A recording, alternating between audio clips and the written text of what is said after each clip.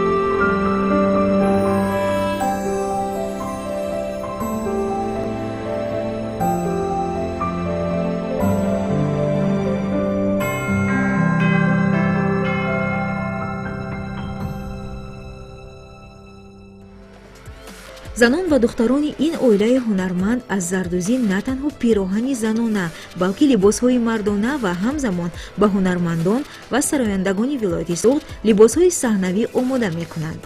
эҷози дастони бонувони ин хонадон дар фестивалҳои либос ва ҳунарҳои миллӣ таваҷҷӯҳи мардумро ҷалб намуда ҳатто аз хориҷи кишвар харидор пайдо мешавад.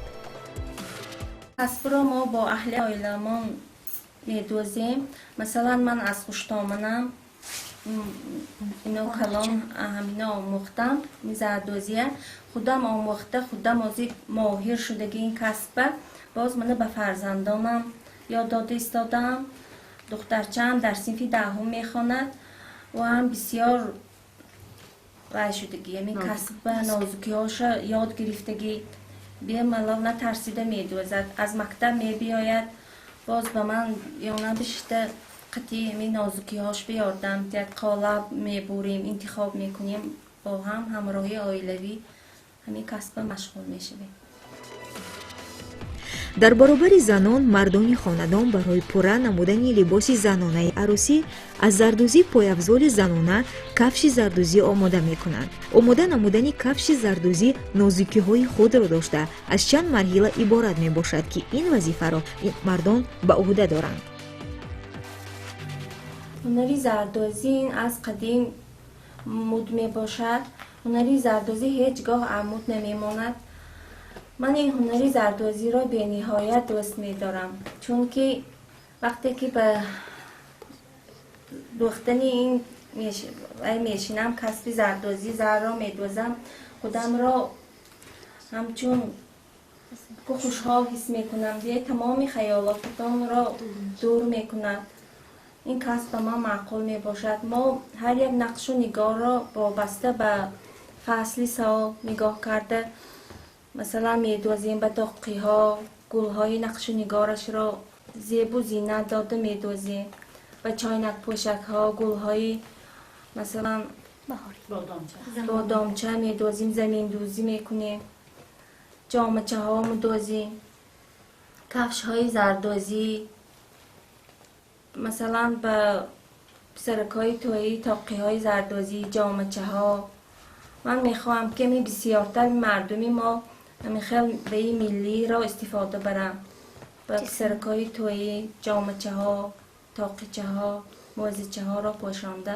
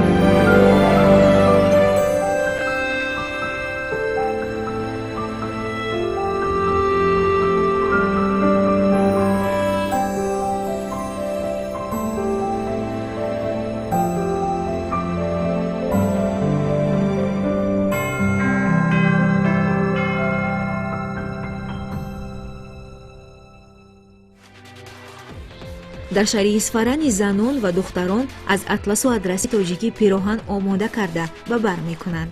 тарроҳони ҷавони шаҳри исфара фаъолияти худро имрӯз густурда намуда бо тарроҳони дигар минтақаҳои тоҷикистон ҳамкорӣ наздик доранд. истеҳсоли матои атлас низ имрӯз дар худи шаҳри исфара дар ҳар як ҷамоату деҳаҳо ба роҳ монда шудааст. мутахассисон барои омӯзиши истеҳсоли матои атлас ба шаҳри хуҷанд рафта дар муддати кӯтоҳ нозукиҳои ин касбро аз худ намуда дар дуконҳои бофандагии шаҳри исфара ба истеҳсоли атлас машғул мешаванд. либосҳое ки имрӯз тарроҳони ин минтақа омода мекунанд аз атласи худӣ буда ба таври муосир пешниҳоди мизоҷон гардонда мешавад. امسال نقش و نگاری مثلا پاپی و های گلدوزی بهار بسیارتر دختران همون را طلب میکنن. نقش و نگاری بهار را و نقش نیمچه زردوزی خودش به اگر حرکت کنیم یک هفته دوام میکنه، زیادتر دوام میکنه و نازکی های خودش دارد. مثلا زهره میدوزیم و فسانش های گرداش به قالب قیچی میکنید و میچسبانید، میزوی رشته زردوزی میکشاییم، میپیچانیم، میدوزیم. همه خیلی نقش و نگاری خودش دارد. مثلا نازکی هاش بسیار با وی ملچاق های رنگ و برنگ استفاده بریم. همه خیلی زحمتی زیاد طلب میکنه.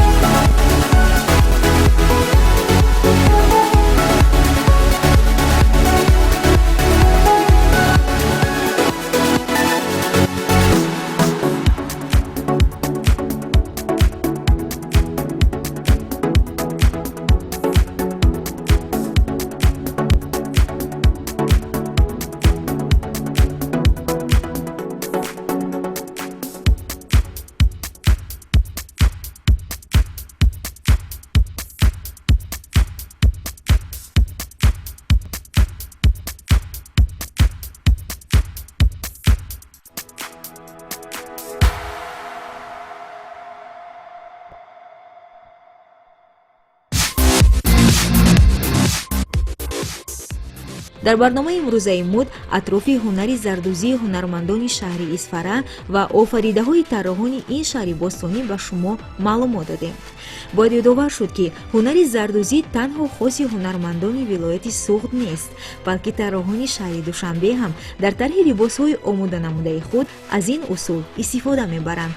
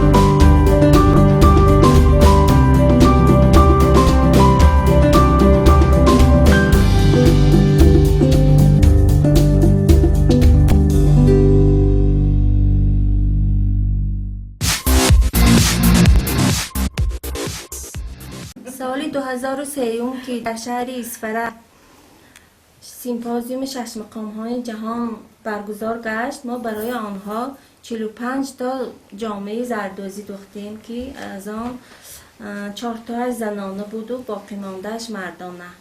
آن را دوخته با همراهی می آیلوی دوخته آن را سپردیم.